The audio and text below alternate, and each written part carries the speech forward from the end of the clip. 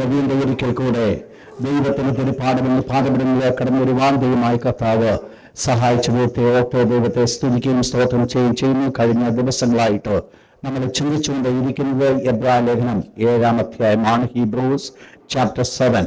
ആ പ്രത്യേകമായിരിക്കുന്ന ചാപ്റ്ററിൽ നമ്മൾ പഠിച്ച വിഷയം യേശു ക്രിസ്തു ഈ മൽക്കീസദേക്ക് ക്രമപ്രകാരം മഹാപുരോഹിതനെന്നും അതോടൊപ്പം തന്നെ അഹരോന്റെ പൗരോഹിത്യത്തെക്കാൾ യേശു വലിയവനെന്ന് നമ്മൾ കാണുവാനിടയായിത്തീർന്നു. പ്രധാനമായിട്ട് യേശു ക്രിസ്തു മൽക്കീസദേക്കിന് ക്രമപ്രകാരമുള്ള മഹാപുരോഹിതൻ എന്ന് പറയുമ്പോൾ പഴയ മഹാപുരോഹിതന്റെ സകലമായിരിക്കുന്ന പ്രമാണങ്ങളും ന്യായപ്രമാണങ്ങളും ചട്ടങ്ങളും എല്ലാം പരിപൂർണമായി ഉടച്ചുകൊണ്ട് ഒരു പുതിയത് ആരംഭിക്കുവാനായിട്ട് ഇടയായിത്തീർന്നു. പഴയത് പരിപൂർണമായി മാറ്റപ്പെട്ടു, പുതിയതെന്ന് തുടങ്ങി.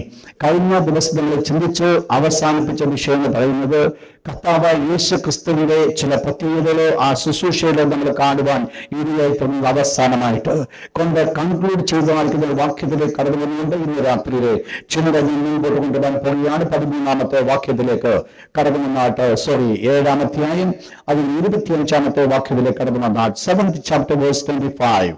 7-ാം അധ്യായം 25-ാമത്തെ വാക്യം. താൻ മുഖാന്തരമായി ദൈവത്തോട് അടുക്കുന്നവർക്ക് വേണ്ടി പക്ഷവാദം ചെയ്യുവാൻ സദാ ജീവിക്കുന്നവനാകിയാൽ അവരെ പൂർണ്ണമായി രക്ഷിപ്പാൻ അവൻ പ്രാപ്തനാകുന്നു. ദൈവത്തിന് മഹത്വമുണ്ടാകട്ടെ. അവരെ പൂർണ്ണമായി രക്ഷിപ്പാൻ അവൻ പ്രാപ്തനാകുന്നു. കർത്താവായ യേശുക്രിസ്തു പ്രാപ്തനാണോ?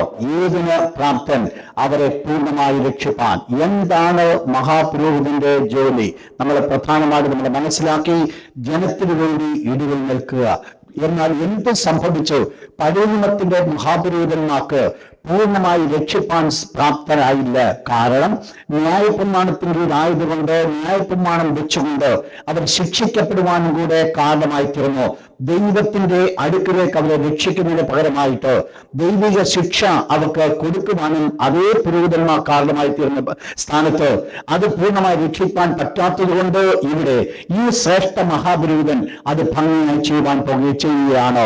ഈ പ്രത്യേകമായിരിക്കുന്ന വചനം അവിടെ കൺക്ലൂഡ് ചെയ്തിട്ട് ഇന്ന് രാത്രി നിങ്ങൾ ചിന്തിക്കുവാൻ പോകുന്നത് ആ ശ്രേഷ്ഠ മഹാപുരോഹിതന്റെ 7 പ്രധാനപ്പെട്ട ക്വാളിറ്റീസ്, 7 പ്രധാനപ്പെട്ട ഗുണങ്ങൾ, പദവികളെയാണ് ഇന്ന് രാത്രി ചിന്തിക്കുവാൻ പോകുന്നത്. ഒരിക്കൽ കൂടെ വിശുദ്ധ കരങ്ങളിലെത്തി എല്ലാവരും ദൈവത്തിന് നന്ദി പറഞ്ഞാട്ടോ. 26-ാമത്തെ വാക്യം 7th chapter verse 26. Hebrews chapter 7 verse 26. ശബ്ദമുയർത്തി ആരെന്നുള്ള വാക്യം വായിച്ചാട്ടോ. ഇങ്ങനെയുള്ള മഹാപുരോഹിതനല്ലോ നമുക്ക് വേണ്ടത്.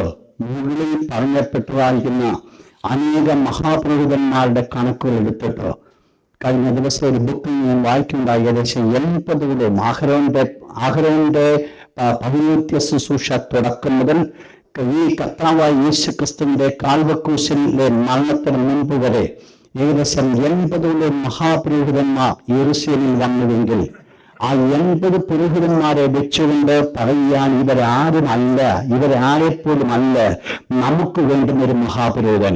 നമുക്ക് വേണ്ടുന്ന ഒരു മഹാപുരോഹിതന് ഒരു പ്രത്യേകതയുണ്ട്. ഇങ്ങനെയുള്ളൊരു മഹാപുരോഹിതനല്ലോ നമുക്കുള്ളത്. എന്താണ് ആ പുരോഹിതന്റെ പ്രത്യേകത? 7 യോഗ്യതകൾ പെട്ടെന്ന് നോട്ട് ചെയ്താട്ടോ. 1, പവിത്രൻ, ഹോളി.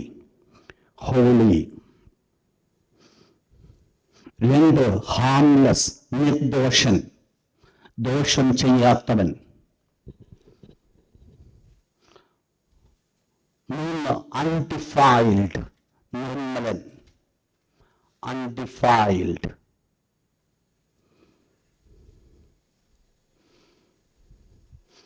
4, പാപികളോട് വേർവിട്ടവൻ, സെപ്പറേറ്റഡ് ഫ്രം സിന്നേഴ്സ്.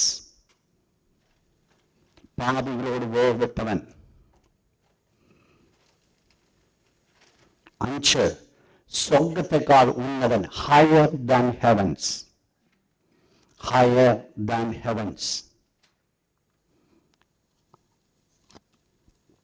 6, സ്വയമായി യാഗം കഴിപ്പാൻ ആവശ്യമില്ലാത്തവൻ, does not need to offer for own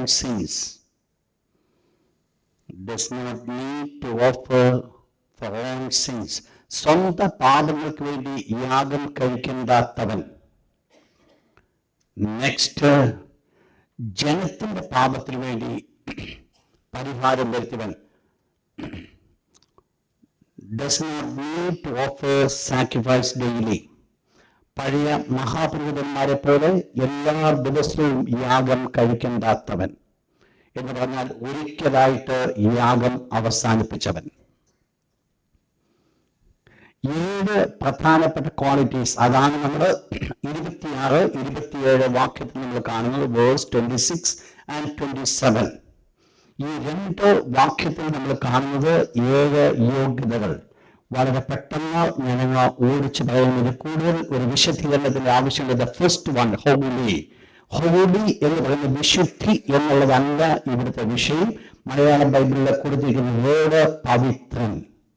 Pavithran എന്താണ്? അത് ഹോളി എന്ന് പറയുമ്പോൾ അത് in relationship to God. Note ചെയ്താട്ട്, holy in relationship to God. നിങ്ങൾ മനസ്സിലാക്കണം എന്താണ് ഹോളി, എന്തുകൊണ്ട് ഹോളിയാകണം. പഴയ നിയമത്തിന്റെ പുരോഹിതന്മാർ വിശുദ്ധർ അല്ലാതിരുന്നത് കൊണ്ട് ആണ്ടിൽ ഒരിക്കൽ മാത്രം അതിപരിശുദ്ധ സ്ഥലത്തിലേക്ക് കടക്കുമെങ്കിൽ ഈ മഹാപുരോഹിതൻ ആണ്ടിൽ ഒരിക്കൽ കടക്കുന്നതല്ല, എല്ലായ്പ്പോഴും സ്വർഗത്തിൽ കൃപാസനത്തിന് മുമ്പിൽ നിൽക്കുന്നു. എന്തുകൊണ്ടാണ് നിൽക്കുവാൻ യോഗ്യത? എന്തുകൊണ്ടാണ് അവർ നിൽക്കുന്നത്? അവര് അശുദ്ധരായതുകൊണ്ട്. എന്നാൽ ഇവൻ, ഈ കർത്താവായ യേശുക്രിസ്തു എന്തുകൊണ്ട് നിൽക്കുവാൻ ഇടയായിത്തീർന്നു?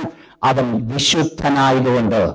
ദൈവം എക്സ്പെക്ട് ചെയ്യുന്ന ഹോളിനെസ് കർത്താവായ യേശുക്രിസ്തുവിൽ ഉള്ളതിനാൽ യേശുക്രിസ്തു ദൈവത്തിന് മുൻപിൽ വിശുദ്ധനായിട്ട് നിൽക്കുന്നു. നിങ്ങൾ മനസ്സിലാക്കണം, ഹോളിനെസ് എന്ന് പറയുന്ന വിശുദ്ധി, പവിത്രത എന്ന് പറയുന്നത് ഒരു മനുഷ്യനെ കുറിച്ച് മനുഷ്യന് വേണ്ടിയുള്ളതല്ല, ദൈവത്തിന് വേണ്ടിയുള്ളതാണ്. ദൈവത്തിന്റെ തിരുവചനം പറയുന്നു, ഞാൻ വിശുദ്ധനാകിയാൽ നിങ്ങളും വിശുദ്ധരായിരിക്കും. അപ്പോൾ പവിത്രതയുടെ ആവശ്യം എന്ന് പറയുന്നത് ദൈവം ഇൻ കണക്ഷൻ ടു ഗാഡ്. നമ്മുടെ ജീവിതത്തിൽ നമുക്ക് തമ്മിലുള്ള ബന്ധത്തിന് ഒരുപക്ഷെ പവിത്രത ആവശ്യമില്ല. എന്നാൽ എന്തുകൊണ്ട് നമ്മൾ പവിത്രരായിരിക്കണം? വിശുദ്ധരായിരിക്കും ദൈവത്തിന് മക്കൾ നമ്മൾ ആയതുകൊണ്ട് നമ്മൾ വിശുദ്ധരായിരിക്കുന്നത് വളരെ ആവശ്യമാണ്. ഇതാണ് നമുക്ക്, അല്ലെങ്കിൽ ലോകപ്രകാരം നമ്മൾ നോക്കിയാൽ ഒരു ന്യായമായിരിക്കുന്ന ഒരു ജീവിതം നയിക്കുന്നവരെ ലോകം കുറ്റപ്പെടുന്നതായിട്ട് കാണുന്നില്ല. മാന്യമായ ജീവിതം നയിക്കുന്നവർ, മാന്യന്മാരെ, ജെന്റിൽമാൻ, അവർക്ക് ലോകം ഒരു കുറ്റം പെടുത്തുന്നില്ല. കാരണം എന്നാൽ ലോകത്തിന്റെ കൺമുമ്പിൽ എന്ത് ആവശ്യമായിരിക്കുന്നുവോ അത് ഇവരിൽ കാണുവാൻ സാധിക്കും. എന്നാൽ എന്താണ് പവിത്രയുടെ പ്രത്യേകത എന്ന് പറയുന്നത്? നാം നിൽക്കുന്നത് ദൈവത്തിന്റെ മുമ്പിലായതുകൊണ്ട്, ദൈവം പവിത്രനായതുകൊണ്ട് ഞാനും പവിത്രനായിരിക്കുന്നത് ആവശ്യമാണ്. ഇവിടെയാണ് ദൈവത്തിന്റെ ദാസനോട് ദൈവത്തിന്റെ ആത്മാവ് പഴയ നിയമത്തിലെ പുസ്തകം പഠിപ്പിക്കുമ്പോൾ നമ്മൾ കാണുന്നത്, എന്നോട് അടുക്കുന്നവരിൽ ഞാൻ ശുദ്ധീകരിക്കപ്പെടും. ശ്രദ്ധിച്ചോണ വേർഡ്, എന്നോട് അടുക്കുന്നവരിൽ ഞാൻ ശുദ്ധീകരിക്കപ്പെടും. അപ്പോൾ ശുദ്ധീകരണത്തിന്റെ ആവശ്യം എന്ന് പറയുന്നത് ദൈവം വിശുദ്ധനായതുകൊണ്ട് ഞാൻ വിശുദ്ധനായേ പറ്റത്തുള്ളൂ. അത് മാനുഷിക ഹോളിനെസ് അല്ല ഇവിടുത്തെ വിഷയം, ദൈവത്തിന്റെ വിശുദ്ധിയാണോ ഇവിടുത്തെ പ്രാധാന്യത. കർത്താവായ യേശുക്രിസ്തുവിന്റെ ജീവിതത്തിലേക്ക് 1-2 വാക്യങ്ങൾ പെട്ടെന്ന് ഒന്ന് വായിച്ചാട്ട്. ഫസ്റ്റ് പീറ്റർ ചാപ്റ്റർ 2 വേഴ്സ് 22, 1 പത്രോസ് 2:22. അവൻ പാപം ചെയ്തിട്ടില്ല. കർത്താവായ യേശുക്രിസ്തുവിനെ കുറിച്ച് പറഞ്ഞു, അവൻ പാപം ചെയ്തിട്ടില്ല. ആക്ട്സ് 3:14 അപ്പോസ്തലർ 13:14. പരിശുദ്ധനാണ് കർത്താവെന്ന് പത്രോസ് അപ്പോസ്തലൻ വെളിപ്പെടുത്തുന്നു. നമ്മൾ അധികം വാക്യങ്ങൾ എടുത്ത് വായിപ്പിക്കുന്നില്ല. അവിടെ നമ്മൾ കാണുന്നത് യേശു പവിത്രൻ, യേശു വിശുദ്ധൻ. അതുകൊണ്ട് എന്ത് സംഭവിച്ചു? ദൈവത്തിന് മുൻപിൽ നിൽക്കുവാൻ യേശു യോഗ്യൻ. പഴയ ദിനത്തില് എനിക്ക് സാധിച്ചില്ല, ദൈവത്തിന് മുൻപിൽ നിൽക്കുവാൻ അവർക്ക് സാധ്യമായില്ല. രണ്ടാമത്തെ ഹാംലെസ്.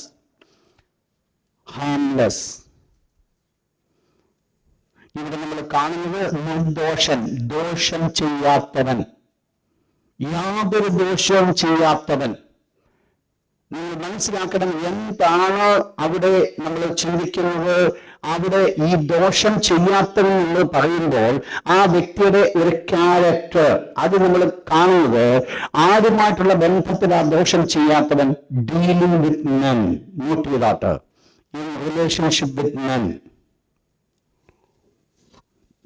നിർദോഷൻ എന്ന് പറയുന്നത് ഇൻ റിലേഷൻഷിപ്പ് വിത്ത് മെൻ, മനുഷ്യൻ കാണിക്കുന്ന ബന്ധത്തിൽ മനുഷ്യരോട് ദോഷം ചെയ്യാത്തവൻ തന്റെ അടുക്കൽ അനേക ആൾക്കാരെ കടന്നു വന്നെങ്കിലും കർത്താവ് അവക്കാർക്കും ഒരു ദോഷം ചെയ്തിട്ടില്ല.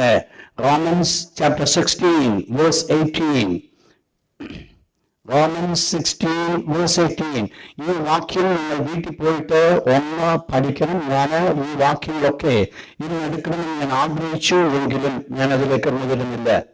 റോമൻസ് 16:18 പെട്ടെന്ന്. അങ്ങനെയുള്ളവർ നമ്മുടെ കർത്താവായ ക്രിസ്തുവിനെ അല്ല.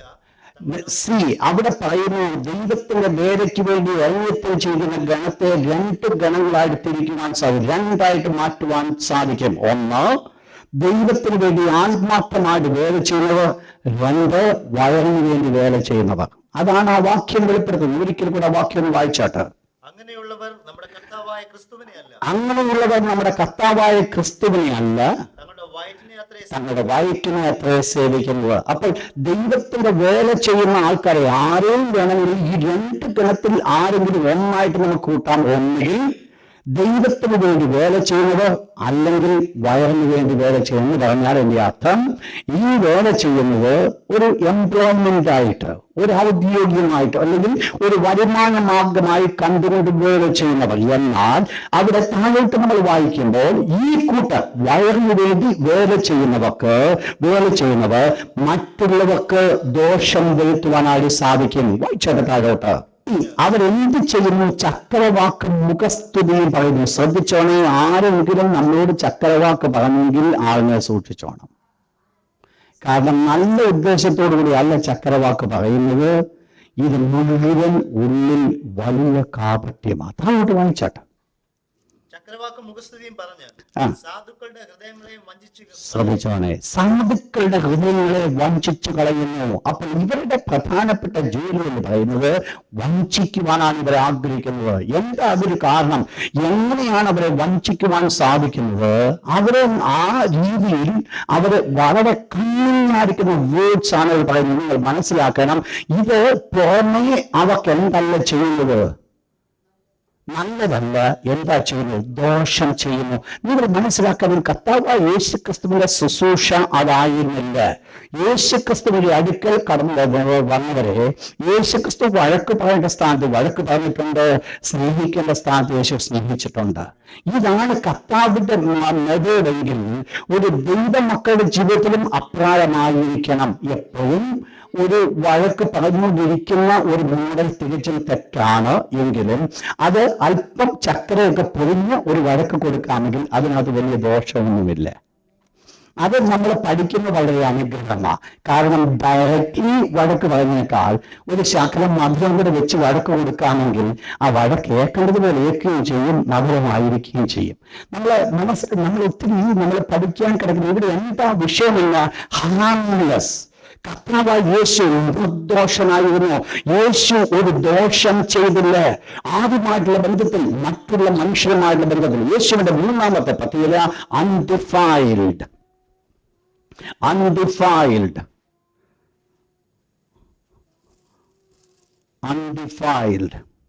അവിടെ നമ്മൾ കാണുന്നത് യേശു നിർമ്മലൻ. എന്താണ് ആ ബന്ധം വെളിപ്പെടുന്നത്? അത് യേശുക്രിസ്തുവിന്റെ character, the character of Jesus.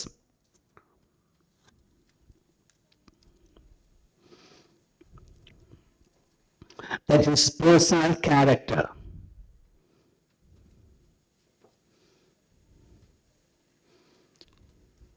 അപ്പോൾ കർത്താവായ യേശുക്രിസ്തുവിന്റെ ജീവിതത്തിലേക്ക് നാം കടന്നു വരുമ്പോൾ നമ്മൾ മനസ്സിലാക്കുന്നത് യേശുക്രിസ്തു നിർമ്മലനായിട്ട് തന്നെ സൂക്ഷിച്ചു എന്നുള്ളത് വളരെ ഒരു വലിയ വിഷയമാണ്. ലോകത്തിൽ പലപ്പോഴും നമ്മൾ ലോകത്തിൽ ജീവിക്കുമ്പോൾ നമ്മൾ ഏത് സാഹചര്യത്തിലുള്ള ആൾക്കാരുമായിട്ട് ബന്ധപ്പെടുകയാണ്, അതിനനുസൃതമായിട്ട് നമ്മളും ഒന്ന് മോൾഡ് ചെയ്യപ്പെടും. എന്നാൽ ദൈവത്തിന്റെ മക്കളെ കുറിച്ച് ദൈവം ആഗ്രഹിക്കുന്നത് സാഹചര്യത്തിനനുസൃതമായിട്ട് മോൾഡ് ചെയ്യുന്നവരായിട്ടല്ല. പിന്നെ സഹോദരന്മാരെ, ദൈവത്തിന്റെ മനസ്സിൽ ഓർപ്പിച്ച് നിങ്ങളെ പ്രബോധിപ്പിക്കുന്നത്, നിങ്ങൾ എന്ത് വേണം, ഈ ലോകത്തിന് എഴുതരാകാതെ നന്ദി പ്രസാദ പൂർണ്ണതയുള്ള ദൈവഹിതം ഇന്നതെന്ന് തിരിച്ചറിയേണ്ടതിന് മനസ്സ് പുതുക്കി രൂപാന്തരപ്പെടണം. ദൈവമക്കളുടെ ജീവിതത്തിൽ സാഹചര്യങ്ങൾക്കനുസരിച്ച് അവർ മോൾഡ് ചെയ്യപ്പെടുവാനല്ല ദൈവം ആഗ്രഹിക്കുന്നത്. പിന്നെ ദൈവവചനത്തിന് അനുസരണമായിട്ട് ഒരു രൂപാന്തരം വരേണ്ടത് ആവശ്യമാണ്. ഈ രൂപാന്തരം വന്നെങ്കിൽ മാത്രമേ നിർമ്മലനായിട്ട് ജീവിക്കുവാൻ സാധിക്കുകയുള്ളൂ. അല്ല എങ്കിൽ മലിനപ്പെടുവാൻ ചാൻസ് ഉണ്ട്. ഇവിടെ തന്റെ വ്യക്തിപരമായിട്ടുള്ള ഒരു ക്യാരക്ടറാ. കർത്താവ് യേശു ക്രിസ്തുവിന്റെ ഈ ലോകത്തിലെ ജീവിതത്തിൽ യേശു നിർമ്മലനായി വെളിപ്പെട്ടു. 4 separated from sinners. Separated from sinners, പാപികളോട് വേർപെട്ടവൻ. നിങ്ങൾക്ക് എല്ലാവർക്കും അറിയാം, കർത്താവ് യേശു ക്രിസ്തു പാപികളോട് കൂടെ നടന്നതാണ്. പാപികളുടെ വീട്ടിൽ പോയിരുന്ന ഭക്ഷണം കഴിക്കുകയും പാപികളോടുകൂടെ സമയം ചെലവഴിക്കുകയും ചെയ്തുവെങ്കിലും യേശു ക്രിസ്തുവിന്റെ ഒരു പ്രത്യേകതയാണ്, പാപത്തോട് യേശു വേർപെട്ടവനായിരുന്നു. പാപവുമായിട്ട് കർത്താവിന് യാതൊരു ബന്ധമില്ലായിരുന്നു. ഈ പാപം തന്റെ ജീവിതത്തിലേക്ക് അടുക്കുവാനായിട്ട് യേശു ക്രിസ്തു സമ്മതിച്ചില്ല. പാപികളോടുകൂടെ യേശു ജീവിച്ചുവെങ്കിലും പാപമില്ലാത്തതിനായിട്ട് കർത്താവ് യേശു ജീവിച്ചു എന്നുള്ളത് വളരെ മനോഹരമായിട്ടുള്ള ഒരു വിഷയമാണ്. ഇതാണ് കർത്താവ് ഇതും എന്തു തന്നെയാ വെളിപ്പെടുത്തുന്നത്? തന്റെ ജീവിതത്തിന്റെ മറ്റുള്ളവരുമായിട്ട് തന്റെ ബന്ധത്തിൽ എങ്ങനെ തന്നെ തന്നെ നിർമ്മലതയിൽ പരിപാലിച്ചു എന്ന് നമുക്കിവിടെ കാണുകയാണ്. നിങ്ങൾ വാക്യം നോട്ട് ചെയ്താട്ട് Luke chapter 7 verse 36 to 39, Lukose 7-ാം അധ്യായം 36 മുതൽ 39 വരെ, 15-ാം അധ്യായം 1 മുതൽ 3 വരെയുള്ള ഈ ഭാഗങ്ങൾ വീട്ടിൽ പോയി വായിച്ചോളുക. അവിടെ നമ്മൾ കാണുന്നത് പാപികളോടുകൂടെ യേശു സഞ്ചരിച്ചുവെങ്കിലും പാപമില്ലാത്തതായി യേശു നിൽക്കുവാനായിട്ടിടയായിട്ട് നമ്മൾ വായിച്ച വാക്യം നമ്മൾ കാണുകയുണ്ടായി. അവൻ പാപം ചെയ്തിട്ടില്ല. യേശു ക്രിസ്തുവിന്റെ ജീവിതത്തിൽ പാപം വന്നിട്ടേയില്ല. പാപികളോടുകൂടെ കർത്താവ് യേശു വാങ്ങി നിമിത്തം ആ പാപം ഏൽക്കാത്തവനായിട്ട്, പാപം തന്നോട് അടുക്കാത്തവനായിട്ട് ഒരു സെപ്പറേറ്റഡ് ലൈഫ് തനിക്ക് ജീവിക്കുവാനായിട്ട് ഇടയായിത്തീരുന്നു എന്നുള്ളത് ഈ മഹാപുരോഹിതന്റെ അടുത്ത യോഗ്യത. നിങ്ങൾ മനസ്സിലാക്കണം, ഇതുമായിട്ട് നമ്മൾ ബന്ധപ്പെടുത്തേണ്ടത് പഴയ നിയമ പുരോഹിതന്മാരെയാ. പഴയ നിയമ പുരോഹിതന്മാർക്ക് ഈ വക പാപങ്ങളെല്ലാം കിടക്കുമ്പോൾ ഇതൊന്നും അടുക്കാതെ നിൽക്കുന്ന യേശുവിനെ കാണിച്ചിട്ട് 5-ാമത് പറയുന്നു, അവൻ സ്വർഗത്തെക്കാൾ ഉന്നതനായിത്തീർന്നു. സ്വർഗത്തെക്കാൾ അവൻ ഉന്നതനായിത്തീർന്നു. Higher than the heavens. എന്താണ് ഹെവൻസ്? ഹെവൻസ് മീൻ ചെയ്യുമ്പോൾ നമ്മൾ മനസ്സിലാക്കുന്നത് ഫിലിപ്പിയർ 2 verse 9 to 11, ഫിലിപ്പിയർ 2 9 മുതൽ 11 വരെ, 1 പത്രോസ് 3:22, 1 Peter chapter 3 verse 22, Ephesians chapter 1 verse 20 to 23, എഫേസ്യർ 1 20 മുതൽ 23 വരെ 3 വാക്യങ്ങൾ ഞാൻ പറഞ്ഞത്. 1 ഫിലിപ്പിയർ 2 9 മുതൽ 11 വരെ, 1 പത്രോസ് 3 22, എഫേസ്യൻ ചാപ്റ്റർ 1 വേഴ്സ് 20 to 23. ഈ ഭാഗങ്ങളൊക്കെ പറയുന്നത് അവൻ ദൂതന്മാരെക്കാൾ വലിയവനായി, അവൻ സ്വർഗത്തെക്കാൾ വലിയവനായി, സകലതും അവന്റെ കാൽ കീഴാക്കി വെച്ചു. പഴയനിയമത്തിന്റെ പുരോഹിതന്മാർക്ക് ആർക്കും ഇല്ലാതിരുന്ന ഒരു പ്രത്യേകതയാണ്, കർത്താവായ യേശു ക്രിസ്തുവിന് മാത്രമുള്ള ഒരു പ്രത്യേകതയാണ്. ഇന്ന് പഴയനിയമത്തിന്റെ പുരോഹിതന്മാർ മാതൃകയിൽ നിഴലിൽ പോയി ശുശ്രൂഷ ചെയ്യുമ്പോൾ കർത്താവായ യേശു നിഴലിലല്ല ശുശ്രൂഷ ചെയ്തത്, പിന്നെ റിയൽ പൊരുളിൽ നിന്നുകൊണ്ട് യേശു ശുശ്രൂഷ ചെയ്യുക. എന്താണ് അവിടെ സംഭവിച്ചത്?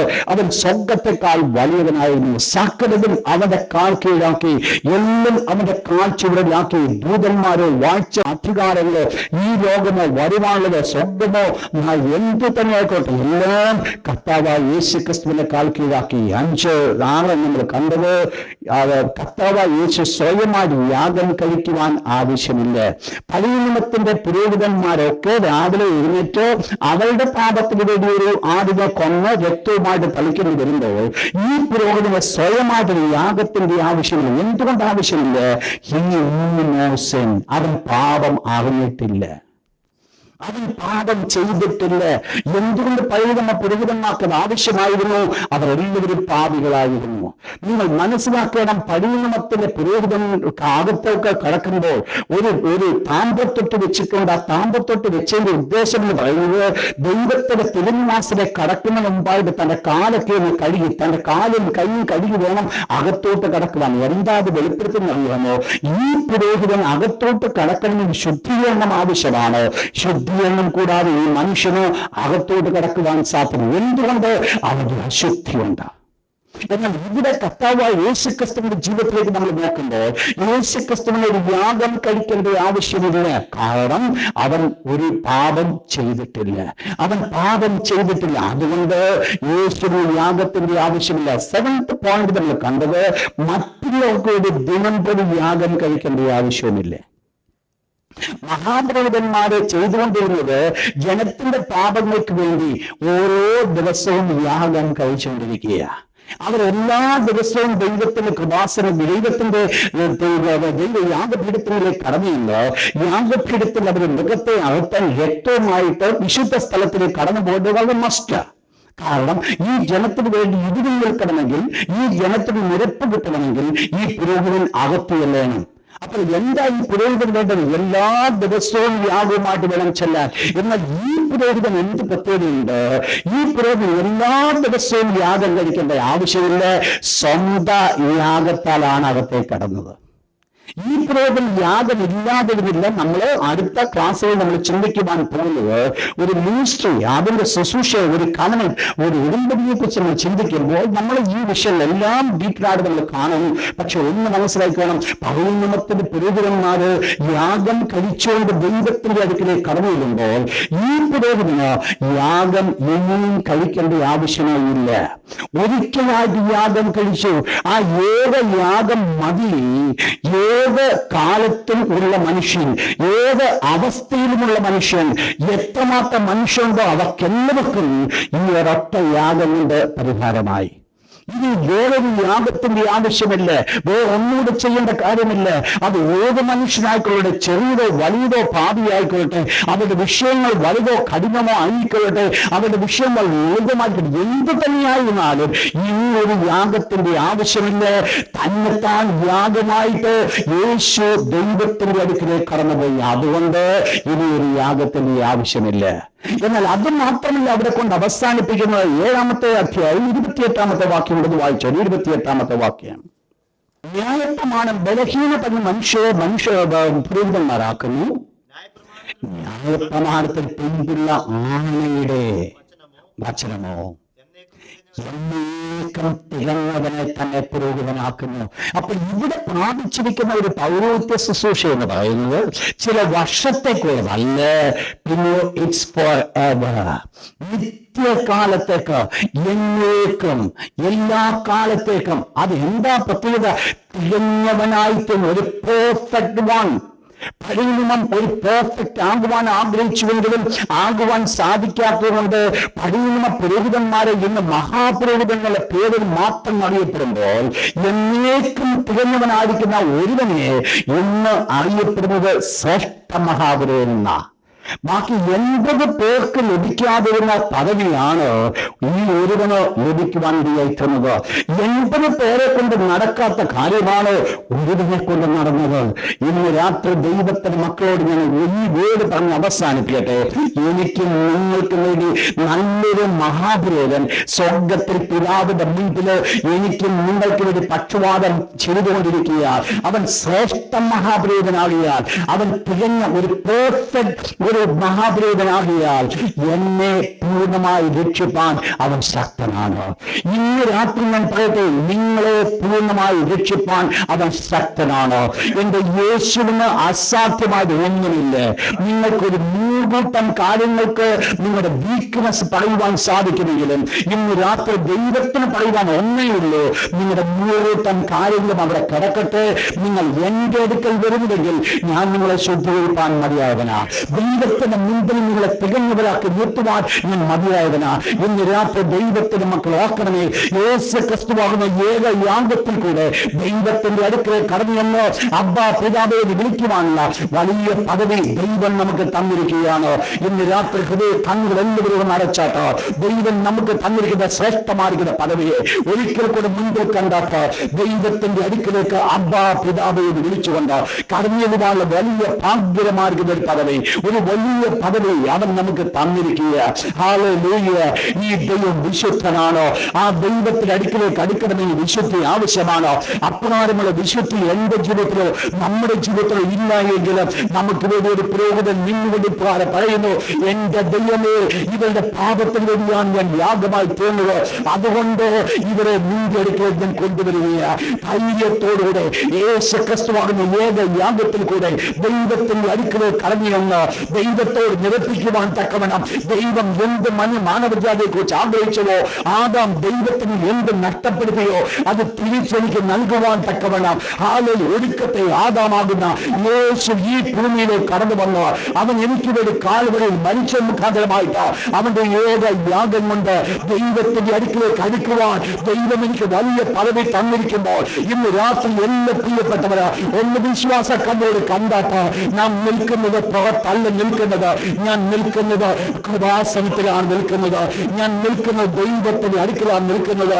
അത് പരിശുദ്ധമായ ദൈവത്തിന്റെ അടുക്കൽ കോടാനുകോടി ദൂതന്മാര് ആരാധിച്ചുകൊണ്ടിരിക്കുന്ന ദൈവ യാത്രകൾ ജീവികൾ അവൻ പരിശുദ്ധമെന്ന് പറഞ്ഞുകൊണ്ടിരിക്കുന്നുവെങ്കിൽ, ഹാലേലൂയ പറഞ്ഞുകൊണ്ട് അവന് സ്തോത്രം കരയറ്റിക്കൊണ്ടിരിക്കുന്നുവെങ്കിൽ, ഇന്ന് രാത്രി ഞാൻ ആയിരിക്കുന്നത് ആ സ്വർഗീയ യെരൂശലേമിലായിരിക്കുക, ആ സ്വർഗീയ പദവിയിൽ ആയിരിക്കുക. ഇന്ന് രാത്രി വലിയ പദവിയിൽ നിന്നുകൊണ്ട് എന്റെ ദൈവ ഹംദലബലബലബ എന്റെ ദൈവത്തിന്റെ പൊന്മുഖത്തേക്ക് നോക്കിക്കൊണ്ട് അമ്മ പിതാവെ വിളിച്ചുകൊണ്ട് എന്റെ ആവശ്യമെന്ന് പറയുവാൻ ദൈവം എനിക്കൊരു കൃപ തന്നിരിക്കുക. ഇന്ന് രാത്രി ദൈവത്തിന്റെ മക്കളെ ഒരുങ്ങിയാൽ ഒരു ദോഷ പിശാചില ദൈവത്തിന്റെ അടുക്കൽ നിന്നുള്ള ബന്ധത്തെ അകറ്റിക്കളയുവാൻ സാധ്യമല്ല. എന്തുകൊണ്ടാൽ ഞാൻ എന്റെ ദൈവത്തിന് മുൻപിൽ നിൽക്കുക, എന്റെ ദൈവത്തിന് മുൻപിൽ ഞാൻ നിൽക്കുക. അവരുടെ കൃപാസനത്തില് ഇന്ന് രാത്രി ഞാൻ നിൽക്കുമ്പോൾ എന്റെ ദൈവത്തെ നോക്കിക്കൊണ്ട് പിതാവെ വിളിക്കുവാൻ അവൻ എനിക്കൊരു പദവി തന്നിരിക്കുമ്പോൾ ഇന്ന് രാത്രിയെ പദവി അലങ്കരിച്ചുകൊണ്ട് ദൈവത്തെ വിളിച്ചാട്ട് നീ എന്റെ പിതാവാണ്, നീ എന്റെ പിതാവാണ്, നീ എന്റെ പിതാവാണ്. ഈ ലോകത്തിൽ നീ ഒഴികെ എനിക്കൊരു നന്മയില്ല കർത്താവേ, എനിക്കൊരു നന്മയില്ല, നീ അല്ലാതെ എനിക്ക് മറ്റാരുമില്ല. ഇന്ന് രാത്രി ദൈവത്തോട് പറഞ്ഞാട്ട് നീ അല്ലാതെ മറ്റൊന്നും ഞാൻ ആഗ്രഹിക്കുന്നില്ല, മറ്റൊന്നും ഞാൻ വാഞ്ചിക്കുന്നില്ല, മറ്റൊന്നുമല്ല എനിക്ക് വേണ്ടത്. എന്റെ ദൈവത്തിന്